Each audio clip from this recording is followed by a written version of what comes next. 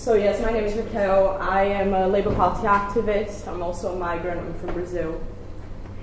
And I've been told that the theme today was barriers and borders, so I thought, why not speak against them?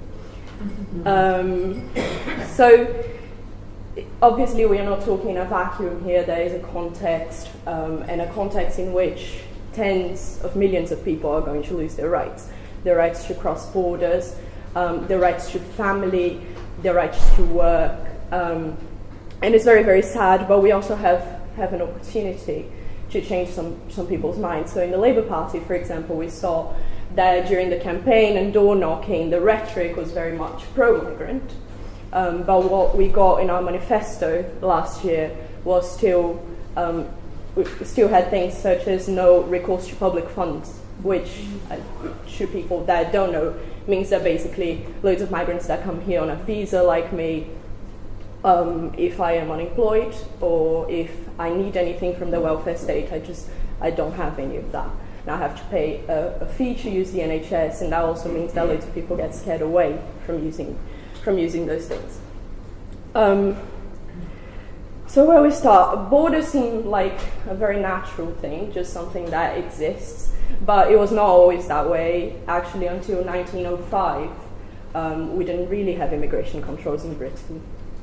And they were introduced after, in the late 19th century, there was a big wave of immigration, mostly from Eastern Europe, from Jewish people that were escaping a horrible Tsarist anti-Semitic rule. And much like today, in the anti-immigrant rhetoric, loads of people at that time were saying, no, these people are coming here, they're stealing our jobs, they are undercutting our wages. And the whole rhetoric was very permeated with anti-Semitism, much in a way that today you see Islamophobia and racism. And Jewish workers at the time wrote a lot in a response that I think is very appropriate today. There's no migrants coming here, not undercutting anybody's wages. The people that can undercut wages are the government and the bosses. In our case, a pretty horrible Tory government. And unfortunately, that type of argument continued throughout history. And today you would see in the newspaper, some people even from the left, you have seen Len McCluskey, for example, write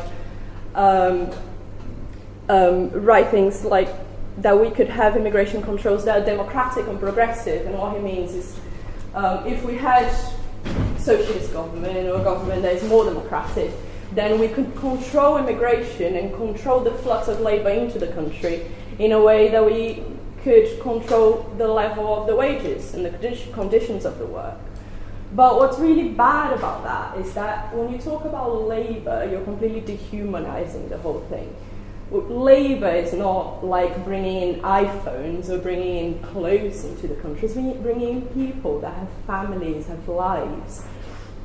So that's the first part, but I'm going to go into more why that argument is completely wrong in a bit. But just so we can talk about that dehumanizing part of the argument, the same argument of let's not let these people in was used when women were entering the workplace. Loads of trade unionists said, no, these women workers, they're disorganized, they're going to work for very little money, and really what we need is only to let women work once male unemployment is gone. And that sounds bonkers to us today. And why does it not sound just completely insane when we talk about migrants coming in? And a similar thing was done in apartheid Africa, South Africa. There were collar, I think they called it collar bars, that stopped some workplaces from being workers that were black from going to certain workplaces where the jobs were a bit better, had better salaries. And the white workers, in the same way, were pro those bars and didn't want black workers to come back in. So we can see there's the same argument, and we wouldn't agree with it in any of the other occasions. So why do we agree with it when it's talking about migrants today in Britain? But then let's go to the more logical stuff. Firstly, migrants don't earn the current wages. The numbers have been done by LSE. I invite any of you to just Google the research. And this whole idea that migrants bring wages down is from an idea that you have a certain amount of jobs and is static, and then if you get more people coming in, you have more supply and not that much demand, and therefore the wages come down. But you don't say that when people come in, they also need houses, they are going to buy things, they need food, they also augment the economy. And obviously I don't think that we should only welcome migrants because of whatever they bring to the economy, but we should see the rational way that this argument should go. Sorry. And actually,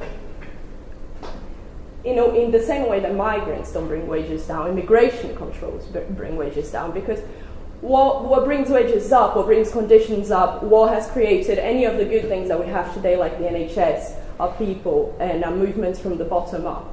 And when you have immigration controls that are saying that you might be deported if you lose your job because you're on a visa, that you have to register with the police coming into this country. I actually had to register with the police 4 times already, just for being here, just for being a migrant. When you're saying that if you lose your job, you don't have access to any benefits, that your children are not going to have school meals, is the new thing that they introduced, then how are you going to fight back? How are you going to find the strength to fight back if that fight back might mean that your children are not going to have anything to eat? So migrants that really are at the forefront of loads of fights in London, in SOAS University, loads of cleaners, Latin American cleaners that were threatened with the deportation, some of which were deported, have won a couple of months ago a 10-year battle to bring workers in-house and raise their wages. And it's happening elsewhere in McDonald's, it's happening at the University of London. Migrant workers are helping workers everywhere here, not doing anything else. And just a very final point, which I think might be the most controversial one, is we can't think that there are nice and fluffy immigration controls. They don't exist. We might think that, but you could just get a person coming into the country and a nice guard says, look, I looked at your passport, you have to go back home. But that's just not the way it happens. In modern society, you can't stop everybody that comes into the country. And also loads of undocumented migrants that are here today are overstayers. So that means that if you can't stop them from coming into the country, that is going to involve detention centres, that is going to involve deportations, that is going to involve stopping migrants from using the NHS, which causes its own horrible public health catastrophe. So I guess the point here is that we must really unite with all of our migrant brothers and sisters, because the way to bring conditions up is to fight from the bottom up and not to let the bosses in the government play divide and rule with us. So thank you very much, and thank you for